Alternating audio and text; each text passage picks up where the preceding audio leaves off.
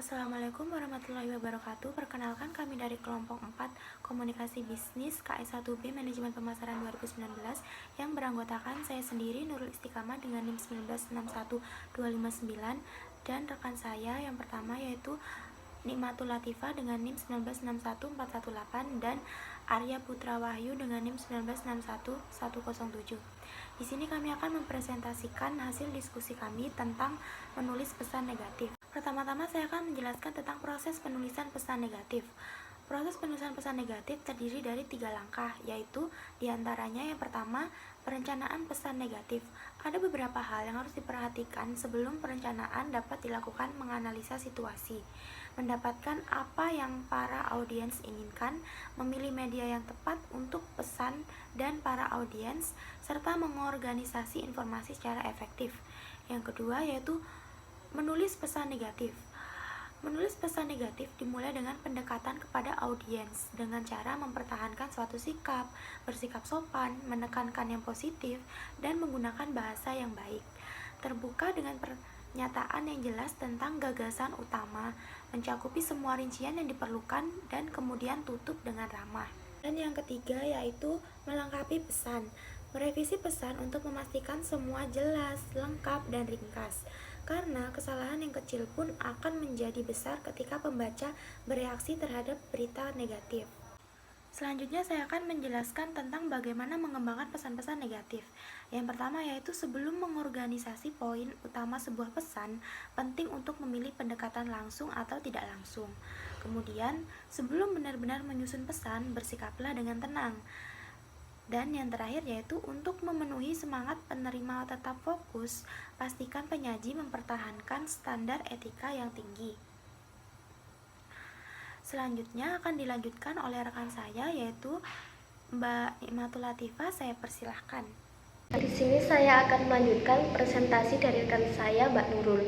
Menyampaikan pesan negatif terdapat 2 cara, yaitu pendekatan secara langsung dan tidak langsung. Yang pertama, pendekatan langsung.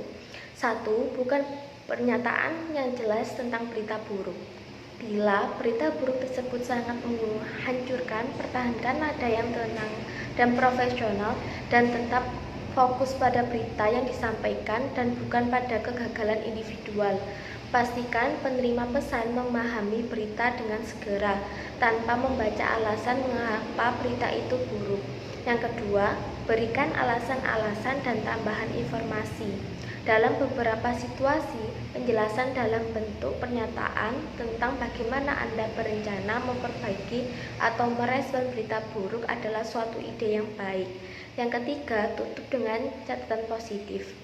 Setelah menjelaskan berita negatif, tutup pesan tersebut dengan positif, tetapi tetap jujur dengan penuh penghormatan. Selanjutnya, saya akan menjelaskan pendekatan tidak langsung secara efektif. Pertama, buka pernyataan dengan sebuah penyangga.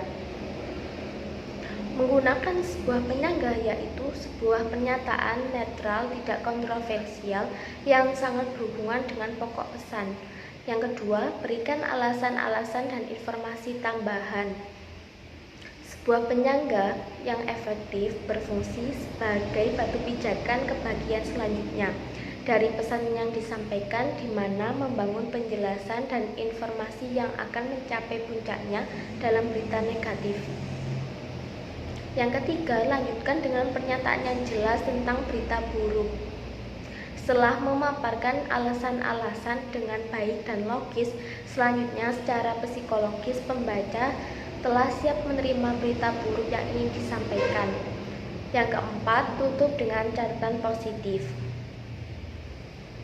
Kesimpulan dari pendekatan tidak langsung adalah peluang untuk menekankan rasa hormat bagi penerima pesan walaupun baru saja menyampaikan pesan yang tidak menyenangkan. Ekspresikan harapan terbaik tanpa harus berakhir dengan catatan yang keliru. Bila ada sudut positif, dapat ditambahkan di akhir pesan. Selanjutnya, presentasi akan dilanjutkan rekan saya Mas Arya. Contoh pesan negatif. 1.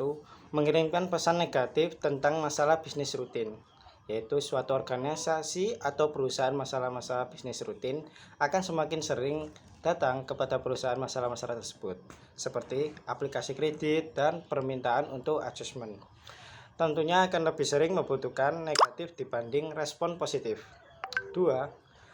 Pesan negatif terdiri dari 1. Surat penolakan. 2. Pengumuman atas perubahan sistem atau kebijakan yang tidak menguntungkan sang pembaca. 3. Pernyataan atas ketidakdisiplinan, kesalahan, atau pelanggaran yang dilakukan seseorang. 4. Pernyataan untuk menarik kembali suatu produk. Alasan seseorang ataupun organisasi dalam membuat pesan negatif dengan baik adalah 1. Untuk memberitahu membaca tentang suatu hal yang buruk atau tidak menguntungkan. 2. Membuat pembaca mengerti dan menerima suatu berita yang bersifat negatif. 3. Untuk mempertahankan image baik seorang atau organisasi setelah menyampaikan suatu pesan yang bersifat negatif. 4. Untuk menjaga atau meningkatkan image baik sang penulis pesan. Menulis pesan negatif dengan baik dan benar. 1. Jangan menulis judul atau maksud subjek line menggunakan kalimat yang bersifat negatif, karena akan mengakibatkan sang pembaca malas untuk membaca pesan tersebut. 2. Bila memberikan pesan negatif kepada atasan, subjek line yang digunakan adalah kalimat berfokus pada penyelesaian masalah yang terjadi saat itu. Isi pesan sebaiknya diuraikan dari masalah yang terjadi, detail masalah tersebut, alternatif penyelesaian masalah tersebut, permintaan kepada atasan untuk memberikan solusi, ataupun tindakan terhadap masalah tersebut. 3. Pesan negatif yang ditunjukkan kepada konsumen atau pihak luar perusahaan sebaiknya mampu memberikan atau setidaknya mempertahankan image bagi perusahaan, dan isi pesan diurutkan dari alasan terjadi hal negatif yang terjadi, berikan jalan keluar atau janji bila memungkinkan, mengakhiri pesan dengan goodwill. Baik, sekian hasil diskusi dari kelompok kami. Kurang lebihnya mohon maaf. Jika ada yang kurang jelas, silakan bertanya pada kolom komentar di bawah atau pada saat diskusi berlangsung. Terima kasih sudah menonton. Sekian dari kami. Wassalamualaikum warahmatullahi wabarakatuh.